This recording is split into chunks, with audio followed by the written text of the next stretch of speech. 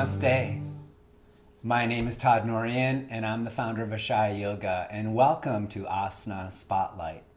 Hey, if you know anybody who could really use some help stretching forward, stretching hamstrings, people with tight hips, people who really need to hear this message, please share this video with your friends. It's our way of spreading light and to help someone out of their own suffering. Today's on the, and thank you for doing that. I appreciate that. So our pose today is called Uttanasana, and Uttanasana means intense extended forward bend. So ut means intense, and then tan is to extend. So this is the intense forward bend pose, very common pose, and very often it is taught incorrectly, where it puts excessive pressure on the spine. We really need to protect our spinal discs. They're very tender. And when you bend forward and round the low back without any support, it's called loaded flexion. And that is the main cause of back pain, is when you're putting strain on those discs. They need to be centralized, where the disc is right in between each of the vertebrae. And when it's centralized, it's away from the nerve roots. And when you bend forward without keeping the natural curve, you contract the front, which squeezes the disc like toothpaste tube out the back, and that's where the nerve roots are. So I'm going to show you some techniques today to help you really align with how the body is designed to stretch. And forward bending is, they're an awesome category of poses when done correctly. In the Tantric philosophy, we are extensions of divine energy, that this sort of spirit or energy or vibration is what interweaves the entire universe. And so when you honor yourself, you're honoring yourself as a divine entity. And when you honor yourself, you're also honoring life and honoring the incredible gift that life is, the miracle that life is. And we so often forget. And then we're often very unkind to ourselves, holding high expectations, beating up on ourselves, rejecting ourselves, not having this capacity to accept ourselves. And acceptance means that you accept yourself even when you fail. There's a phrase in positive psychology that says, learn to fail or fail to learn. That failing is part of our growth. And in my book, in my philosophy, there's no such thing as failure. There's no such thing as mistakes. There's only growth. There's only learning. And even when you fail, failure is not a defeat. It's only a delay as we learn how to, correct what was out of alignment, come back with a fresh attitude. This idea of reaching for something greater to grow ourselves is in line with really what makes us happy in life, is to continue to expand. That's what we're here to do. And so when you take care of yourself, when you honor yourself, the universe will take care of you. And that's what we're going to do today. So let's start. We're going to come up to standing, and I'd like you to grab yourself a yoga block, or a very thick book can work as well. Okay, so you take a block, you put it between your upper inner thighs, become a Pez dispenser, human Pez dispenser, and this is your Pez candy, and stand with your feet parallel, lift your toes, and then squeeze the block.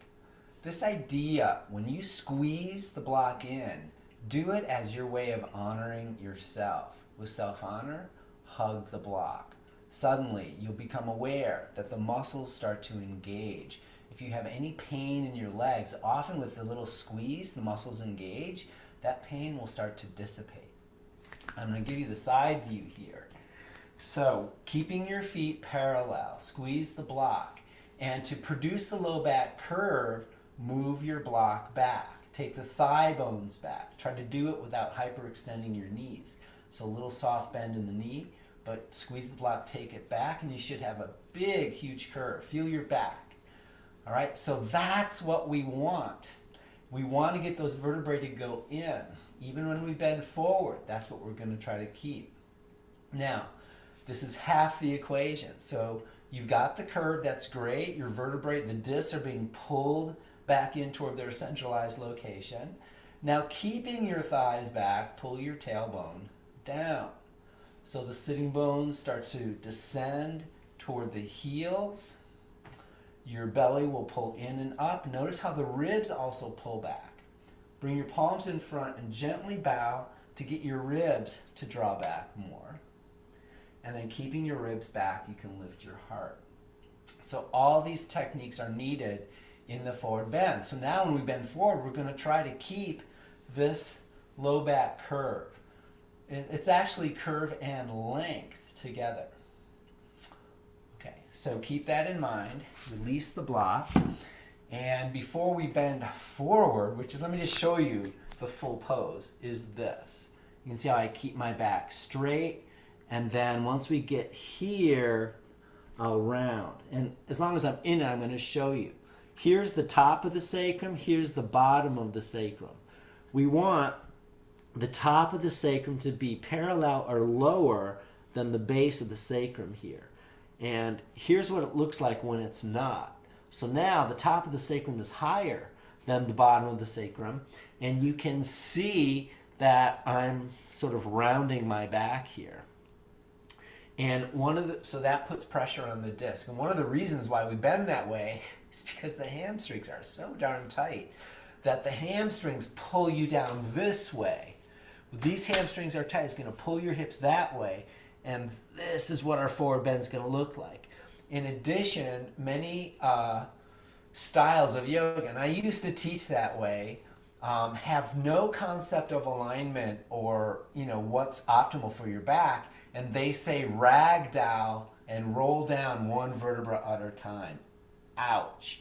So when you start doing this, it's called loaded flexion. You're putting flexion on the disc. So don't do that. All right? Okay, so now come to the wall. And you don't really need to bring your mat to the wall. And again, feet parallel. Come about leg distance from the wall. Hands to hips, thighs back, tailbone in. Inhale, stretch your arms up. And actually, here's how we're going to start. Get in real close to the wall, bring your hands to the wall. Okay, I don't want any flexion, loaded flexion in the spine. And then walk back slowly. Bring your hands to hip level. Fingers point straight up, wrist creases straight up toward the wall. And then separate your feet wider than your hips. Lift your toes, hug your legs, draw in with self-honor. And then bend your knees a lot until you're able to get a low back curve. So bend your knees, hug your shins in with self-honor, but push your knees apart, push your thighs apart as well. Hug in with self-honor and then radiate out into the world to honor the world and just shine your light. So from your pelvis, push your feet, and then from your pelvis, push into the wall. Lift your armpits up, melt the middle of your back down. Work on the low back to keep the low back curve. Lift your sitting bones way up. Bend your knees even more. Very good. Take your throat back a bit. Lift your head so your ears are framed right between your arms. You should be feeling a lot of work in your hips. So lift the inner edge of your sitting bones up and widen the sitting bones. All the while, hug your shins to the middle with honor and then radiate and shine light. And let the light shine where it doesn't usually shine. Shine out. And then root down through your feet. Inhale, come up. Keep the low back curve. And then walk in toward the wall. Good. Rest for a moment. You should have some, feeling of warmth and heat in your body. So that's a way to practice Uttanasana at the wall. And the next way I'm going to show you is with blocks. So the blocks you can use, there's 3 different levels. This is the tallest level. I suggest start there. This is the second level, and then flat like this is the third. So put your blocks in front like this on the short end, and then stand, get your feet hip distance. And what is hip distance? Well, it's the second toe lines of your feet. Those are the metatarsal bones. Lift and spread your toes. You'll see the bones in the middle of your foot. The second toe lines up with the front of the hip bones here. So I could actually go a tiny bit wider. Right there. Frontal hip bones. This is the anterior superior iliac spine. It's just a piece of the pelvic rim. But right in front, there's two little bones that protrude. So anatomically, that's hip distance. And then parallels when the front center of the ankle and the second toe lines line up. And you got these two lines and you make them parallel like two railroad tracks. Okay, so that's probably more detail and technique you wanted to know. But there are anatomical reasons for the alignment. Ashaya Yoga is based in alignment that is dedicated to anatomy. And you know what we're trying to do is just let's do our asanas, our yoga poses that help to support and develop and heal the physical body. And in a certain way, that's how we honor the body, is through alignment. Face the blocks, feet parallel, hip distance. Inhale, stretch your arms up. And then here's the first stage to bend forward. Bend your knees, stick your butt way out, sweep your arms down, hands on knees. Good, this is phase one of the forward bend. I think everyone can do this. But now look at your feet. Did you turn your feet out? All right, come on back to center. Second toe line, front ankle lines are parallel. Stick your butt out behind you. Remember the pez. Keep the low back curve. Bend your knees more to get your hamstrings to release. And then look at your blocks. And here it's a short distance from my hands, from my knees to the blocks like this, okay? So if that's not so easy for you, bend your knees even more. And now I'm even closer to the blocks. And then hands to blocks. Now you can adjust if your hamstrings are not all that tight. You can get a low back curve. Maybe you're going to put the blocks in the middle height, or maybe all the way down. And if you do that, come onto your fingers. I call this eagle talons. Okay, and that's going to be good, better for your wrists. Once you're in your position here, you should feel a little stretch in your hamstrings. With self-honor, lift your toes, hug your shins. And then I'm going to ask you to do something crazy. Pull your heels backwards. What?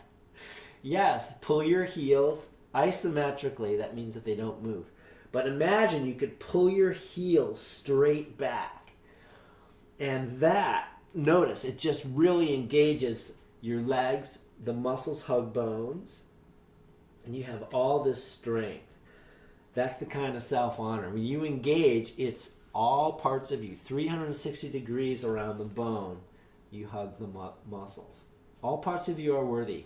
And we need to practice acceptance when we somehow don't meet our own expectations. Okay, bend your knees more. Take your thighs back, inner thighs go back. Lift your sitting bones up until you have the top and bottom of the sacrum parallel to the floor. Or the top of the sacrum actually tips down more. Now, keeping your sitting bones lifted, pull your tailbone down. Yes, so we do both. First, we get the curve. Thigh bones back, lift your sitting bones up. And then pull your tailbone in lightly and pull your belly in. Okay, keep your knees bent. And then exhale, bow a little bit more if you can. Any pain in your low back, then you have to back up a bit. Inhale, lift your heart halfway forward. And then exhale and fold. Again, inhale, lengthen your spine and your side ribs. And then exhale and fold. So this is it. Now for those of you with more open hamstrings, you could try it without the block. Eagle talons, fingers are on the floor. Lift your armpits, and instead of exaggerating the curve, the kyphotic curve in the upper back, lift your armpits, bring your elbows forward, and with your arm bones lifted, melt the upper back. Very good. And for those that have even more flexibility, I'm going to show you a variation. Well, first, everyone put your hands on your shins and lift your toes, especially the fifth toe, that's your earth toe, and with self-honor, hug your shins in.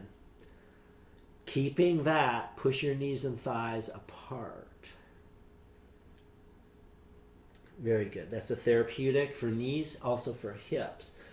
Last variation here is Padahasthasana Pose. So you slide your palms under your feet, palms up, and you press the big toe ball mounds in to your palm, right near the heel of your thumb. Bend your elbows and bow even more. Thigh bones back. Here now, the legs are almost straight, if not totally straight. But you do all the same actions. Inner rotate your thighs. Draw your tailbone in, belly up, ribs back. And breathe. Draw in with self-honor. When you take care of yourself, the universe takes care of you. And then you have energy to take care of others. So it's a full circle. Okay, now how do we come up out of Uttanasana? Well, let's say you're on the blocks like this. You're ready to come up, bend your knees, and then bring your hands to your hips. We want to avoid this. If your arms are out in front, that's extra load to the spine, not good. Hands to the hips, take your shoulders back, and then root through your feet and slowly lift your shoulders until your torso is parallel, like you were at the wall. Then do the rest with your legs. Root your feet down, bend your knees a ton, get your legs under you, and push the earth away with your feet. Keep your shoulders back until you come all the way up. Inhale, stretch your arms up. Exhale, release. Arms by your sides. And that is Uttanasana. Thank you so much for joining me for this asana spotlight. And pass this on to someone else. Teach someone else. Show someone else how to bend forward and take care of your spine. So honor yourself, and the universe will honor you. Have a great day, everyone. Namaste.